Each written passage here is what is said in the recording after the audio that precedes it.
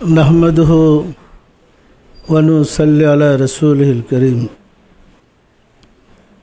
अम्मा बाद लाख लाख शुक्र সেই মহান রব্বুল আলামিনের যিনি দয়া করে আমাদেরকে তার শ্রেষ্ঠ হাবিব কুল কায়নাতের রহমত रहमत लिल आलमीन सरकार दो आलम हज़रत मोहम्मद मुस्तफ़ा अहमद मुस्तफ़ा सल्लल्लाहु अलैहि वसल्लमेर उम्मत हওয়ার खुशनसीब दान करेছেন।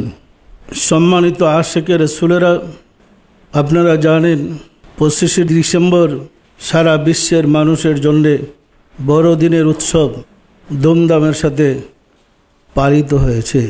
যদিও অনুষ্ঠানটা খ্রিস্টানদের, কিন্তু অনুষ্ঠানটা এমনভাবে পালন হয়েছে যে সারা জগৎবাসীর। এরকম কি মনে হয় না? আশিকে রাসূলেরা আল্লাহ দয়া করে আমাদেরকে খুশনসিব দান করেছেন। আমরা কুল কায়নাতের রহমত লিল আলামিনের অনুসারী হওয়ার উম্মত হওয়ার নসিব আমাদের হয়েছে। আমাদের অজ্ঞতার কারণে, আমাদের নির্বুদ্ধিতার কারণে আমরা মহামানবদের জন্মদিনের কি গুরুত্ব, কি মাহাত্ম্য, কি বরকত আমরা অবগত নই। ফলে আমরা বিভ্রান্তির মধ্যে আটকে পড়ে গিয়েছি। আশিকে রাসূলেরা এই বড়দিন খ্রিস্টান ধর্মের ছোট বড়, ধনী গরিব, আমির ফকির সর্বশ্রেণীর মানুষের জন্যই বড়দিন সবচেয়ে বড় আনন্দের দিন। সত্য নয় কি? হযরত ঈসা আলাইহিস সালামের জন্ম সম্পর্কে পবিত্র কোরআনে বর্ণিত হয়েছে তার জন্ম, তার মৃত্যু, তার পুনরুত্থান বরকতময়। কোরআনে কথাটা বর্ণিত হয়েছে। আশিকে রাসূলেরা মহামানবদের জন্ম, মহামানবদের মৃত্যু আর মহামানবদের পুনরুত্থান যেহেতু বরকতময়, সেহেতু তাদের এই শুভ জন্মদিনকে কোনো ব্যক্তি বা অনুসারীরা যদি শ্রদ্ধার সাথে, সম্মানের সাথে উদযাপন ধুমধামের সাথে করে থাকে, আনন্দ উপভোগ করে, এতে আল্লাহর প্রেরিত মহামানব তার ওই অনুসারীর উপরে খুশি হন।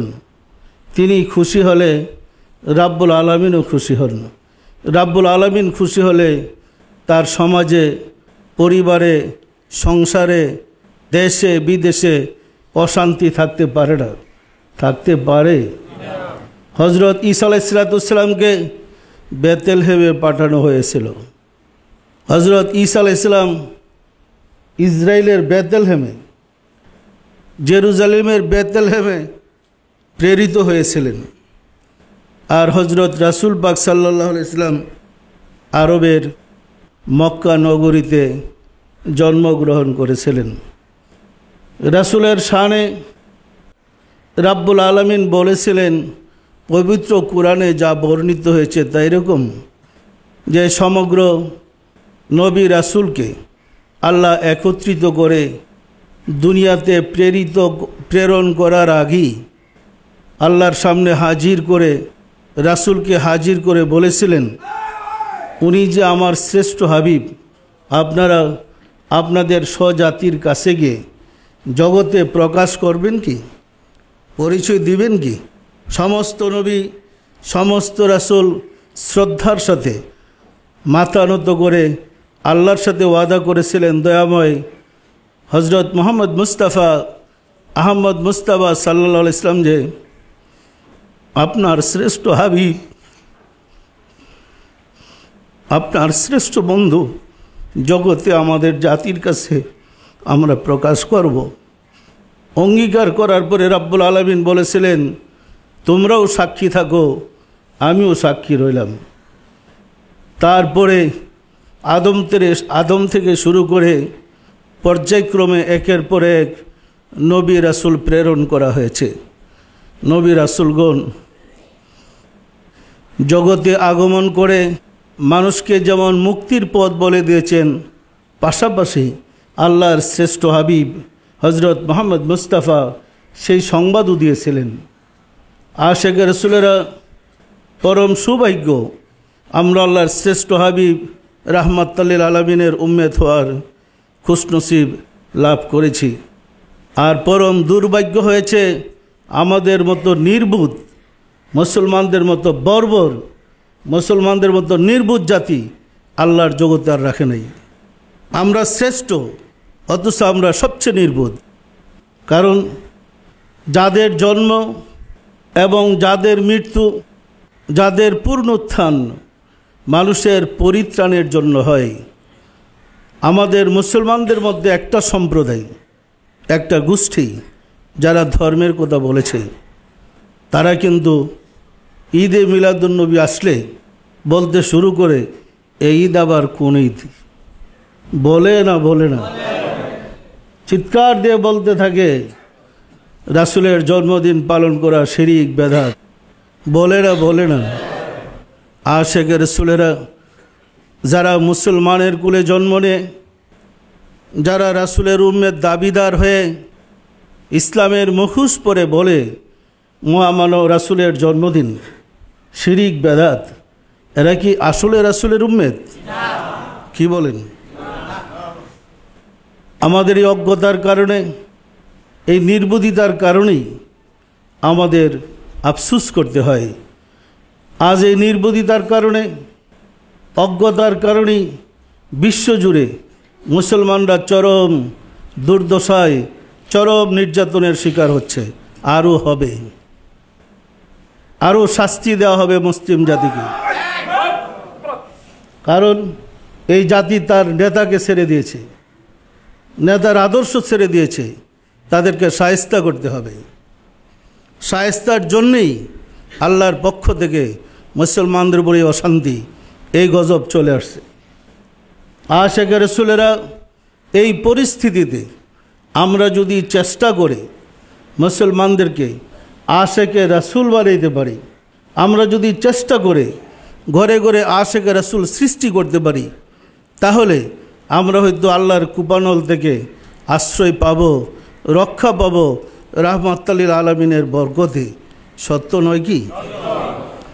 আশিকে রাসূলেরা আজকে গর্ব হয় কে কোন ডিগ্রি নিয়ে পাস করে, কোন ক্লাস পেয়ে নায়েবে রাসূল হয়েছে। চরিত্রের দিকে তাকায়া দেখেন, নায়েবে রাসূল না, এগুলো নায়েবে শয়তান। নায়েবে রাসূল হলে তো রাসূলের গ্রান তার থেকে বের হইতে হবে। পানিতে কচুরি হয়, কচুরির ফুল দেখতে সুন্দর, কিন্তু বেলি ফুল আর কচুরির ফুল কি একই ফুল? কচুরির ফুলে কি গ্রান হয়?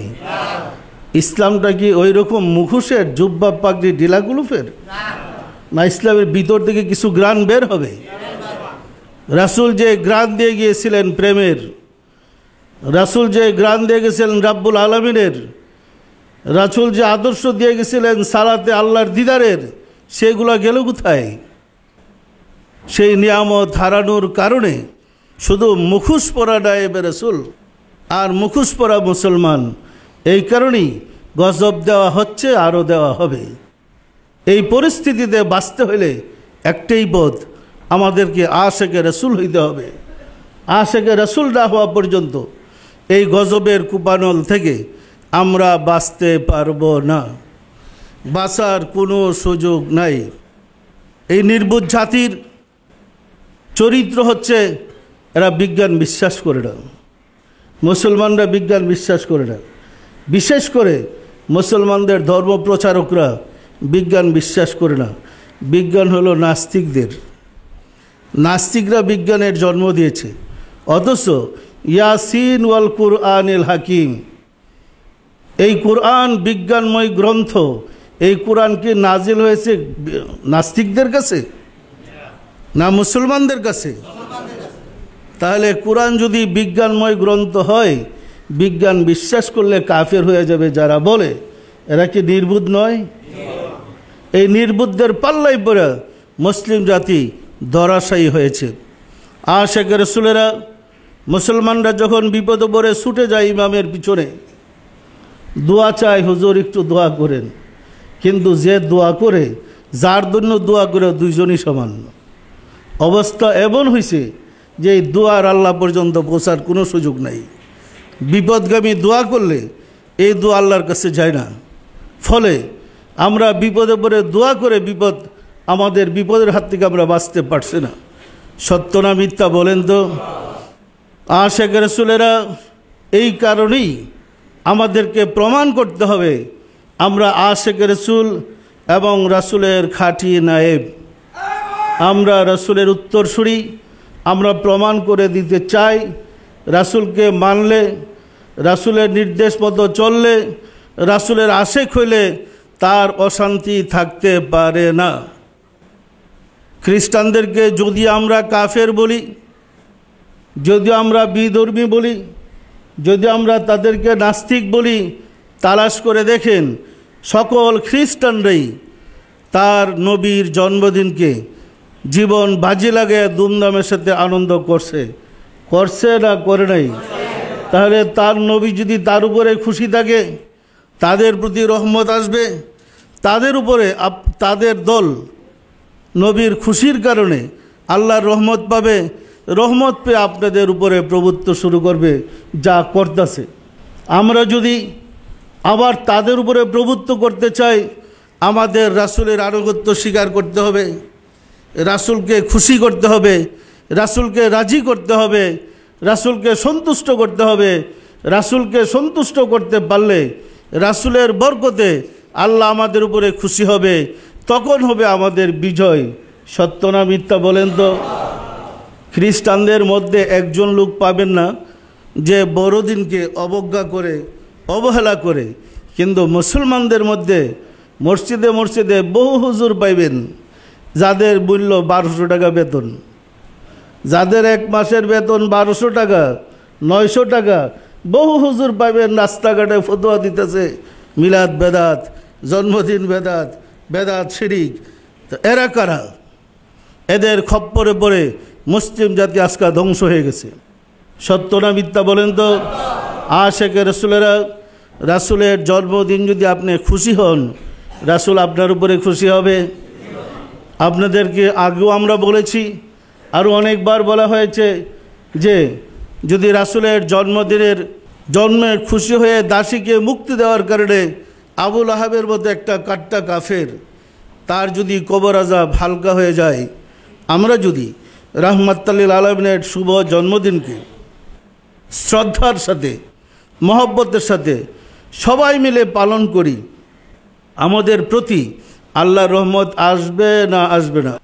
যে রাসূলের উম্মত হওয়ার জন্যে সকল নবী রাসূলদের কাছ থেকে রাব্বুল আলামিন ওয়াদা নিয়েছিলেন, সকল নবী রাসূলদের কাছ থেকে অঙ্গীকার নিয়েছিলেন, দুনিয়াতে এসে তারা প্রচার করবেন রাসূল শ্রেষ্ঠ নবী।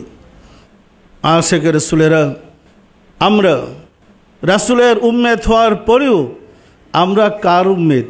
আমাদের নবীর শান কি? আমাদের নবীর মর্তবা কি?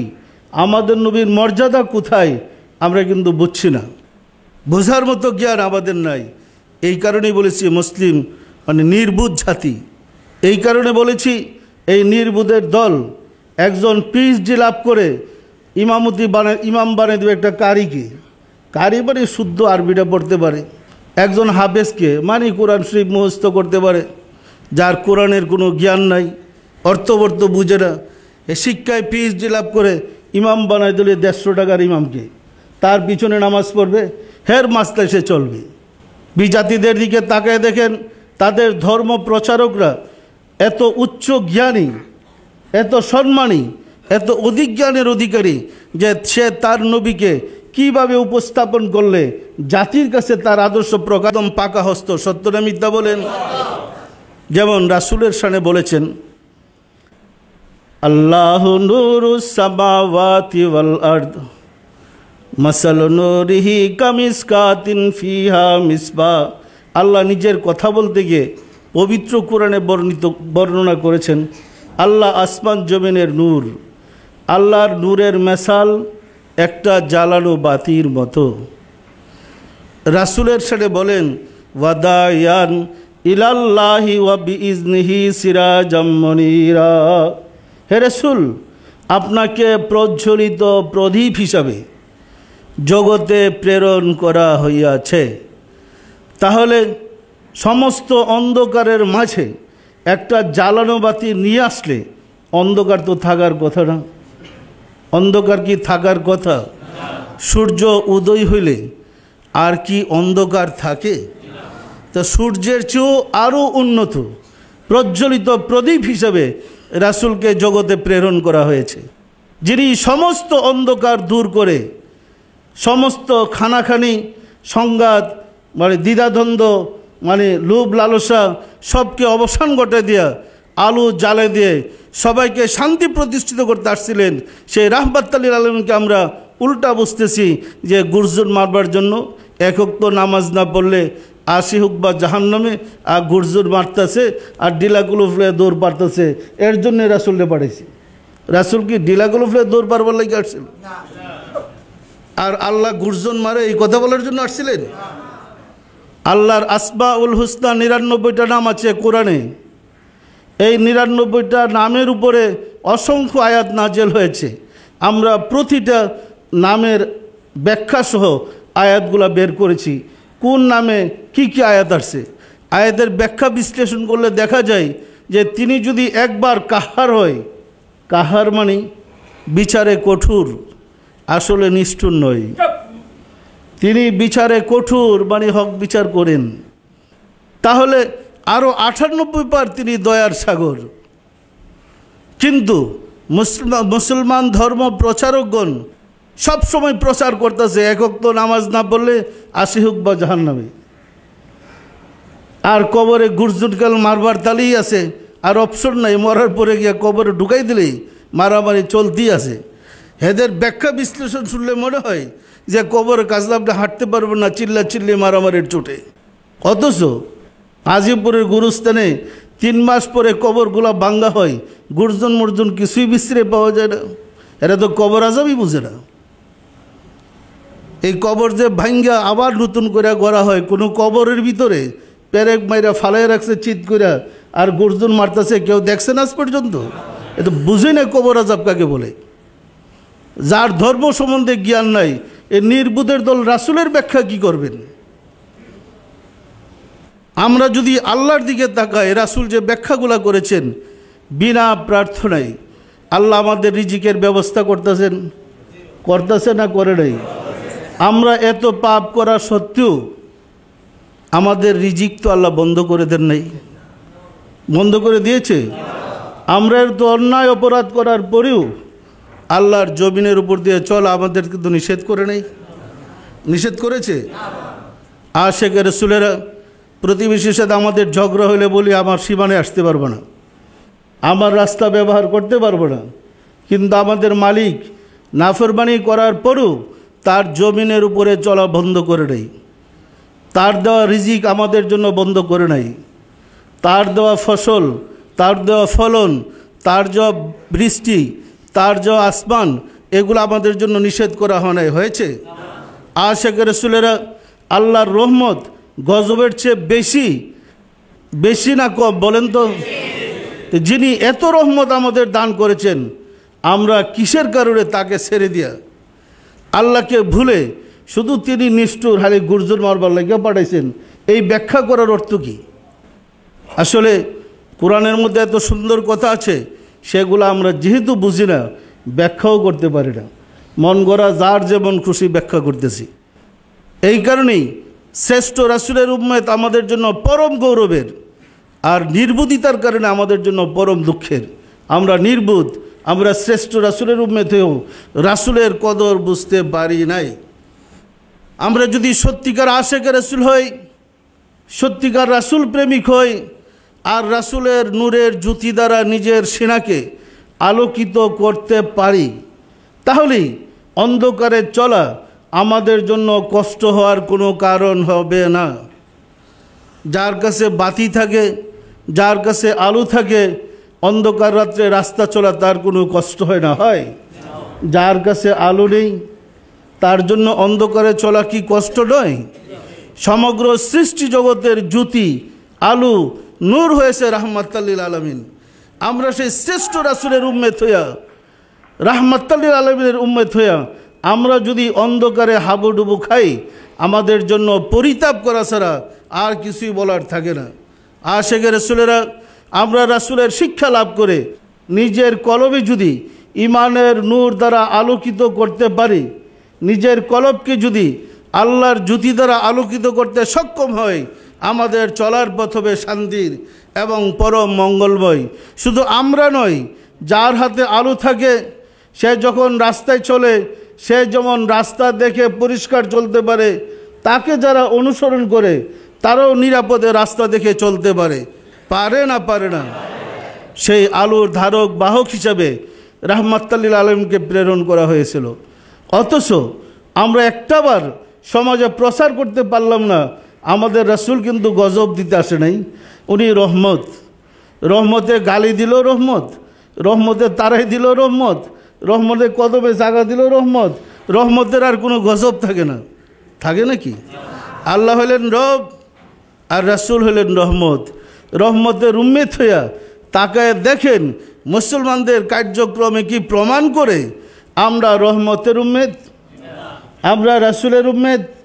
আমাদের আচার আচরণ, চাল চলন দেখলে মনে হয় আমাদের ধর্ম ইসলাম, আমাদের রাসূল রাহমাতাল লিল আলামিন, আশিকে রাসূলেরা।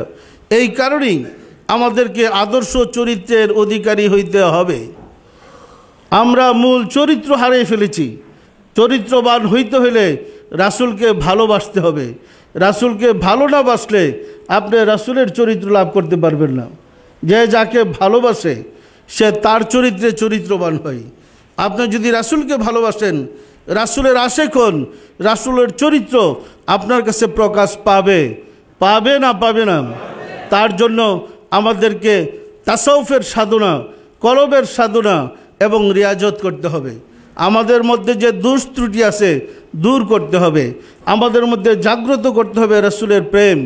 আমরা যদি সত্যিকার অর্থে রাসূল সম্বন্ধে মানুষকে বুঝাইতে পারি, রাসূল সম্বন্ধে মানুষকে জ্ঞান দিতে পারি, অবশ্যই মানুষ রাসূলের জন্য পাগল হবে। কি মজার ব্যাপার দেখেন, আপনাদের মনে আছে কিনা জানি না, আমরা যখন জানতাম রাসূল গরিব ছিলেন, এটা কিন্তু আমরাও জানতাম। সবাই জানতেন না? আল্লাহ দয়া করে আমাদের ভুল ভাঙছে, আমরা যেমন এখন দুনিয়া আছেন বললাম। এর আগে তো আমরা সবাই রাসূল গরিব ছিলেন বলতাম। কি মজার ব্যাপার দেখেন, তার মধ্যে কত রহমত। তিনি গরিব ছিলেন, না খেয়ে পেটে পাথর বাঁধছেন। ওই ঘটনাও যদি কেউ বয়ান করতে গিয়ে বলতে শুরু করতে ওয়াজে, মানুষ রাসূলের জন্য কাঁদতে কাঁদতে বেহাল হয়ে যেত। অথচ উনি গরিব ছিলেন না, উনি ছিলেন বাদশার বাদশা। গরিব বলেও তার কিচ্ছা বললে তার তরফ থেকে ফায়েজ, রহমত এসে মানুষগুলোয় কান্দে জারজার করে ফেলে। তো সত্য না মিথ্যে? আমরা যদি সঠিকভাবে রাসূলকে মানুষের কাছে, বিশেষ করে মুসলমানদের কাছে, মানব জাতির কাছে উপস্থাপন করতে পারি, মানুষ রাসূলের আদর্শ গ্রহণ করবে না? করবে না? রাসূলের আদর্শ গ্রহণ করলে, রাসূলের আদর্শ লাভ করলে মানুষের অশান্তি থাকতে পারে না। অশান্তি থাকবেই না, প্রশ্নই আসে না। আশিকে রাসূলেরা এই লক্ষ্যে আমি বলেছিলাম ঘরে ঘরে মিলাদ দিন, রাসূলের শাফায়েত দিন। আপনারা যদি ঘরে ঘরে মিলাদের মাধ্যমে আপনার ঘরে মিলাদ পড়েন, রাসূলের প্রশংসা করেন, রাসূলের বরকতে রাব্বুল আলামিন আপনার মুসিবত দূর করে দিবে, অশান্তি দূর করে দিবে, বিপদ আপদ দূর করে দিবে, রোগ সুখ দূর করে দিবে, আপনার বাসায় শান্তি প্রতিষ্ঠিত হবে।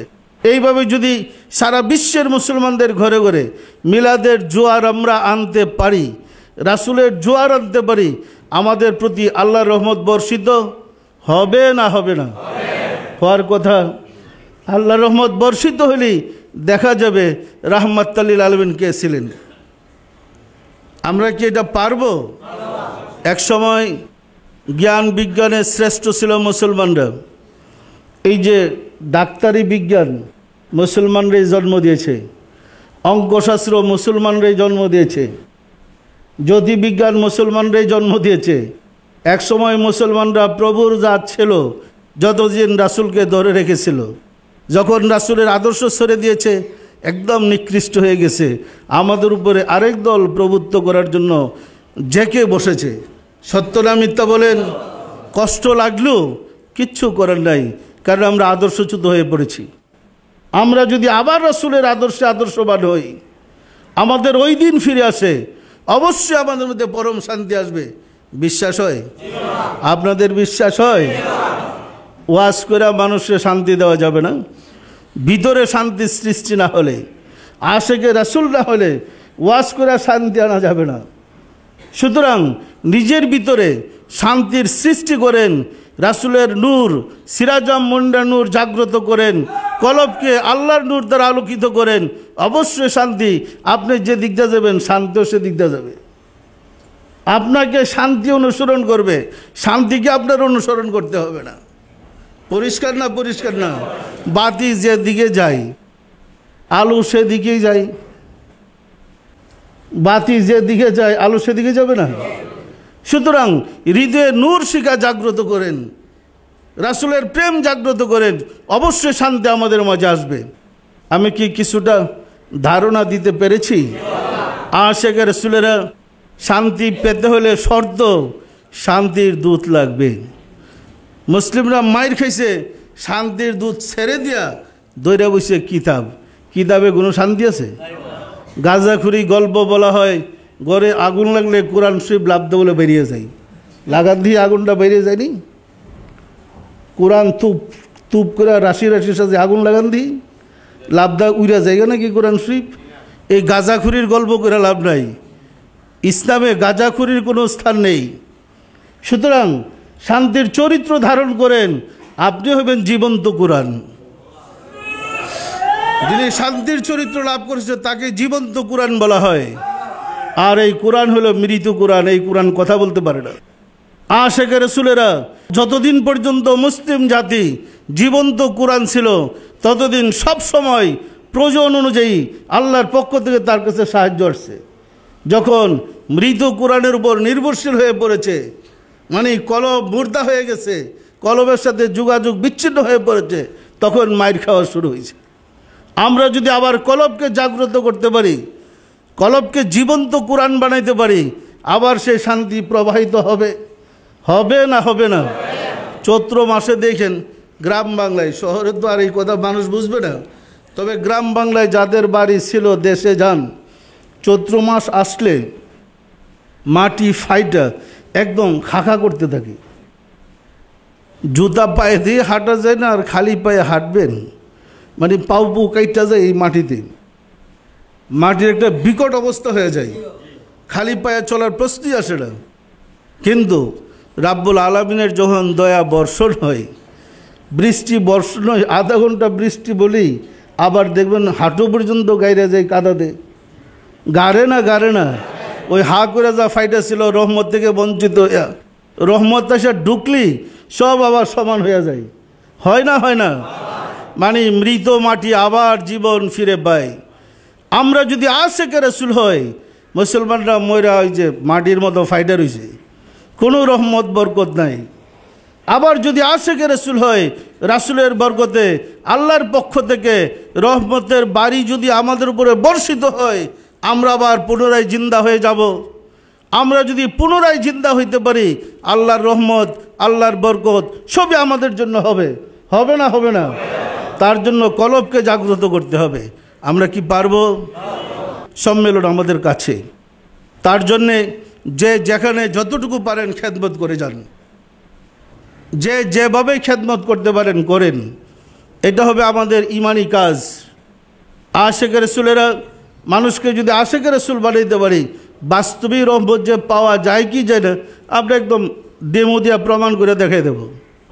বাস্তবে মাঠে দেখাই দেবো রহমত আসে না, আসে না। কিন্তু ব্যক্তি লাগবে তো, আমাদের ব্যক্তির প্রয়োজন আছে তো। যখন উলামায়ে কেরামগণ মাহফিলে যায়, দলবান্ধা মানুষ শুনতে চায় দেওয়ানবাগ থেকে কি বলে, শোনার জন্য মানুষ পাগল হয়ে জায়গা পুরা একসা বা সপ্তরীকে নিয়ে যায়। তাহলে মানুষের মধ্যে একটা জাগরণ আসছে।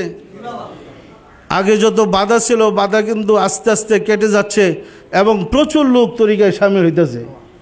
আশেক রাসূলেরা এইভাবে যদি আমরা সব জায়গায় ঘরে ঘরে আশেক রাসূল বানাইতে পারি, রাসূলের রহমত বরকতে ইনশাল্লাহ আমাদের মধ্যে সেই শান্তি আবার পুনরায় ফিরে আসবে। আসবে না আসবে না? সবাই যার যার এলাকায় চেষ্টা করেন। সম্মেলন অনেক দূরে নাই, একদম কাছে। যে যতটুকু পারেন চেষ্টা করেন যার যার এলাকায় শান্তি প্রতিষ্ঠা করার জন্য এবং মানে আশেক রাসূল বানানোর জন্য। আসুন রাব্বুল আলামিনের সাহায্য চাই, তিনি যেন দয়া করে আমাদের জন্য তার রহমতের দরজা খুলে দেন। আমিন। আউযু বিল্লাহি মিনাশ শাইতানির রাজিম। বিসমিল্লাহির রহমানির রহিম। আস্তাগফিরুল্লাহ রাব্বি মিন কুল্লি জামবে ওয়া আতুবু ইলাইহি। আয় আল্লাহ, জীবনভর নফসের খাহেশে শয়তানের ফেরেবে যত প্রকার গুনাহ করিয়াছে, সমস্ত গুনাহ হইতে তোমার নিকট তওবা করিতেছি। আয় আল্লাহ, দয়া করিয়া আমার তওবা কবুল করো, আমার গুনাহ মাফ করো। লা ইলাহা ইল্লাল্লাহ মুহাম্মাদুর রাসূলুল্লাহ। সবাই দিলের হাত উঠে বলেন আল্লাহুম্মা আমিন। আল্লাহুম্মা আমিন। ওগো দয়াল মাওলা, দয়াল খুদা, অদম কঙ্গাল ভিক্ষুকেরা বাবে রহমতে তোমার প্যারা হাবিবের শানে দুরুদ সালাম আর মিলাদ শরীফ পড়লাম। সবশেষে তওবা করে তোমার শাহী দরবারে জোরহাত করে মাফ চাই। জীবনে যত ভুল বেয়াদবি করেছি দয়া করে মাফ করে দাও, মাফ করে দাও রে মওলা। আমাদের ভুল বেয়াদবিকে মাফ করে দাও, আমাদের ইবাদত সমূহ কবুল করে নাও। এর ফজিলত পৌঁছে দাও তাজদার মদিনা সরকার দু আলম হযরত মুহাম্মদ মুস্তাফা আহমদ মুস্তাফা সাল্লাল্লাহু আলাইহি ওয়াসাল্লামের হুজুরে সওয়াব নজর বসাও। রাসূল পাক সাল্লাল্লাহু আলাইহি ওয়াসাল্লামের সম্মানিত পিতামাতা, দাদা দাদি, নানা নানি, আল আওলাদ, আল আসহাব, আজওয়াজ মুতাহিরিন, আহলে বাইতিন, খুলাফায়ে রাশিদিনদের আরওয়াহ পাকের হুজুরে সওয়াব নজর বসাও।